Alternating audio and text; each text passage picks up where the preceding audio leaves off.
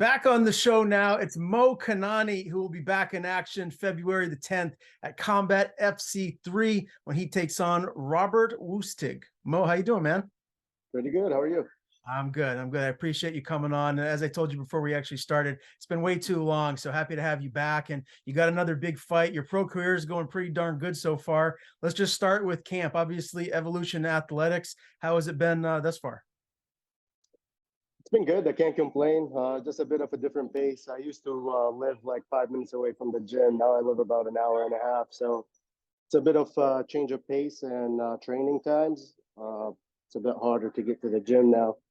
But everything been good. Everybody at the gym been helping out. I feel good. I feel great. No injuries. Just ready to rock and roll.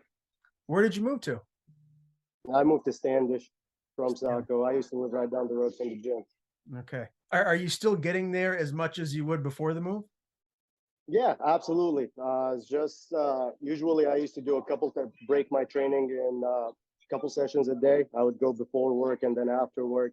Now everything has to be done after work, so I'm getting a couple sessions in a day at the same time while I'm at the gym, never leaving one take. And what do you do for work now? I'm a stone mason. Okay. So is that like a I do normal nine to masonry. five job? Yeah, I work 7 to 3:30, and I work for my coach, for Nate. He takes care of us. Very good. Who are the main training partners this time around? Who do you have around you this camp? Well, I train with Keegan all the time. We have Sean, we have Tyler, Julian Connerton. Ben been injured, but he's been showing up and he's been training. He's my usual training partner, but I've been working a lot with Keegan, with Sean, and with Nate himself. What are you walking around at these days? How big do you get? Well, right now I'm about 168, Okay. but When you yeah, I hit 182, 183 okay, not so too long ago. that's when you're out of camp, you're not maybe dialed in quite as much. You can get up in the 180. Well, I eat clean all the time. So like when I tell you I was at 183, I looked exactly the same. I was shocked when I stepped on the scale. Wow. Okay. Well, that's not a bad thing. That means you're a pretty darn big lightweight. Now you turned pro in February of Mhm. 2022. You went on and you had 5 fights that year, 4-1 record. Sum up last year for me. How happy are you with everything you accomplished? Well, I'm definitely happy to stay active. That's the way we train. We're ready to take a fight within a week. It's pretty much, I'm just excited for a new to fight for a new promotion. But everything been good, man. Okay. I wanted to ask you about a couple of fights in particular. Your pro debut was a quick win over Chris Rooney. Was there any bad blood but leading up to that fight? Because it seemed like there was a lot of tension in the cage. Not at all, man. I fight emotional, and when I walked out there and wanted to give him a fist bump right before the fight start, he shook me off and he just stood there looking at me, and I'm like, okay, that's how you want to play. And yeah, I just took it personal. It's a fight. He didn't like the stoppage. Do you think it was a good stoppage? Well, he was right under me with his eyes rolled to the back of his head. Then I was gonna punch him. He was in my range. I landed 2 punches, and the ref stopped me. I think it was a great stoppage. If he wants to run it back, for sure, we can do that. Okay. And then I got to ask you about the NEF 47 fight with Ross Dinar. I mean, holy smokes, man. That was just such an amazing fight, back and forth. You really exerted a lot of energy to get him out of there. And look, I'm gonna be honest. I said, during the broadcast that, I thoroughly expected you to go in there and do your thing. I have a lot of respect for you as a fighter, and Ross just hung in there and hung in there. Just sum that up for me, man. What did you learn from that fight? Hey, Ross is the man. I'm super excited to see how he performs in for NEF in the upcoming fight against Bruce, I think. Um, Ross was game, man. I walked out there and I was frustrated that he can take a punch, and I made the mistake by giving it all out in the first round. And that's a mistake that we learned from. And I'm way better now because of that loss. It humbled me down, and I think it was necessary. I love the fight. I enjoyed the fight. Um, Ross was the better man that night. And he really is. He's such a good dude, right? So there's clearly He's the that. man. Ross is Yeah, the man. there's that aspect of it. But when you do look back at it, you talk about what you learned, how you've grown from that fight. Do you feel like if you know ever fought him again, if you went in there maybe a little bit more patient, that you get the victory? Is that how you feel looking back at it now? Absolutely. I mean, it was a close fight. I had the first round, he had the second, and then he got the finish in the third. I think it was just I should have fought with a game plan rather than just fight Ross. You know, I walked out there guns blazing, and I had no game plan in mind really. There was a lot of external um, things that were going on in my life around that fight. It's just a Ross's game, but I know that's a fight I could have won. I just made a few little mistakes that added up, and I got hurt early on in the first round, and I didn't know how to react to that. And that was obviously your first and only loss as a professional right now. Correct. Do you feel like you're in a really good spot to maybe take that next step? If you go get this win at Combat FC3, that you know maybe you're getting closer to Contender Series or you know, You Bellator. know, ultimately that's the goal. Ultimately, that's the goal.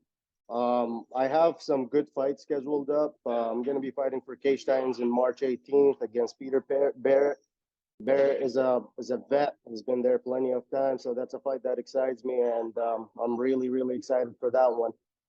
Now, obviously, I have the job in hand next week to get done, and after that, there's going to be old Cage Titans. After that, I might be going to Indiana in April. Who knows?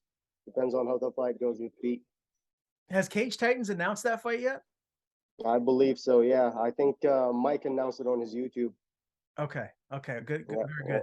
So if you beat Peter Barrett, who a guy that was in the UFC, I mean that right there in itself, especially if you go in there and put it on him, I mean that would really, I guess, tell a lot of people out there that you know you might be ready for that next step. Is that does that cross your mind a lot?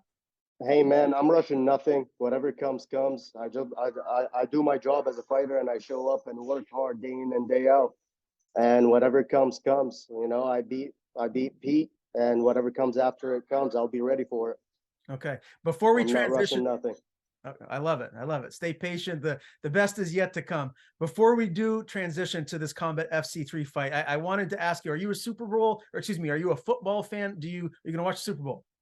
Oh man, that's embarrassing. I don't really watch sports anymore besides fighting. You know, and even that it has to be somebody from my teammates, or we're having a night or a fight night at some friend's house.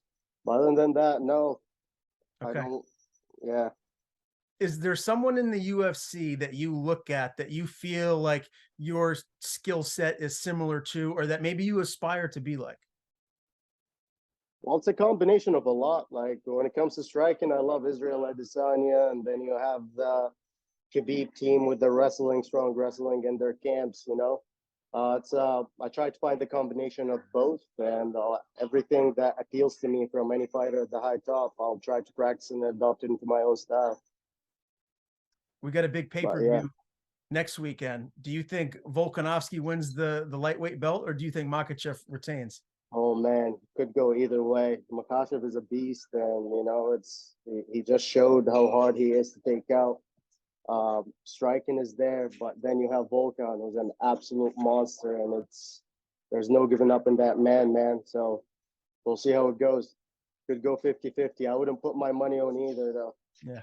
I'm right there with you. You know, Glover Teixeira, who obviously just lost to Jamal Hill, he's here in the New England area. I mean, he's a legend of the sport. Have you ever trained with him? Have you ever thought about maybe hitting him up? I've never had the pleasure. I've never had the pleasure to train with Glover, but I've heard he's in Connecticut, I think, or Rhode Island. Connecticut. I mean, that's something that definitely appeals to me. I mean, they have the best striker on the planet over there. You know, Potan. So yeah, that would something that would be appeal to me. I'll have to bring it up to my coach and see if we can make a trip down there. Yeah, that'd be very cool. All right, well, let's talk about February 10th, Combat FC3. For anyone that can't be at the Shriners Auditorium in Massachusetts, they can watch it on UFC Fight Pass. How exciting is that for you to know that you're going to be on UFC Fight Pass? You know, that's obviously exciting, but what excites me the most is the fact that I'm fighting for a new promotion that I've never been to before. It's just that there's that electric energy, you know. and training is just different. I'm ready to show up and make a statement. Have you ever been to a Combat FC event as a spectator? No, no, but I've heard a lot of about them. Back in the day, they used to throw events in New England. I think they were one of the first pioneers of MMA in New England, correct?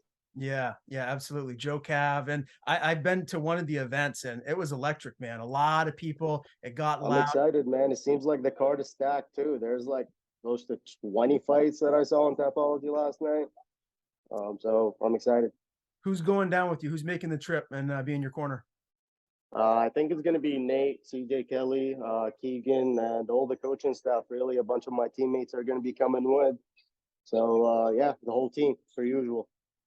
And your opponent, Robert Wusstig, he's 7-11. So just when you look at the record, this is a fight that if there were odds, I'd imagine you'd be a pretty heavy favorite. Is that accurate? Do you feel like his record is deceiving?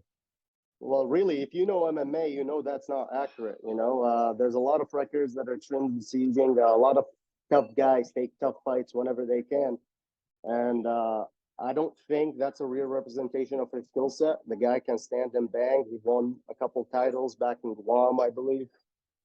So I don't look at it as an easy fight. It's just another fight, and I'll be ready 100% for it, and I'll give it my all for sure. He's not an underdog in this fight. I always have the underdog mindset myself, so can't look at him that way. It's going to be a tough fight. Obviously, I'm going to try to take him out, but Right. we'll see. We'll see what he brings to the table. Where is he best at? Is he best standing up on the ground? Where do you feel like he could give you any trouble?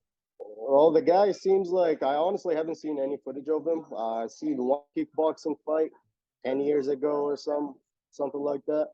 On Tapology, he does have some professional grappling matches, so I assume the guy can grapple. So can I, though. So I'm ready to show off some new skill sets that we've been working on here at the gym. I'm sure you're going to be eagerly looking to get a finish, but are you going to be disappointed if this goes to the judges? Absolutely not. I'm ready to beat Rob for 3 rounds, and that's the game plan. And one of those will land, and if it ends, it ends. If not, we'll continue beating him up for 3 rounds. That's the mindset for any fight going up, really. All right, man. I love it. Gotta be Can't wait. patient, especially after the loss. Right. Yeah. Well, as you said, you learned a lot from that. I can't wait to see the continued growth in your skill set here in this fight, February 10th. I won't be able to be there in attendance because I'll be doing the commentary for NEF the very next day. But for anyone that can't be there, you can watch it on UFC Fight Pass, as I said earlier. Mo, great having you back, man. Before we do sign off, I want to give you the floor. If you have any sponsors, if anyone you want to thank, please do so and tell people where they can follow you on social media. Oh, absolutely, yeah. Herb Thibodeau and Evolution Athletics, my family, and those are really the sponsors that I have. So thank you for everybody. Thank you for all my teammates, my coaches, and thank you for having me.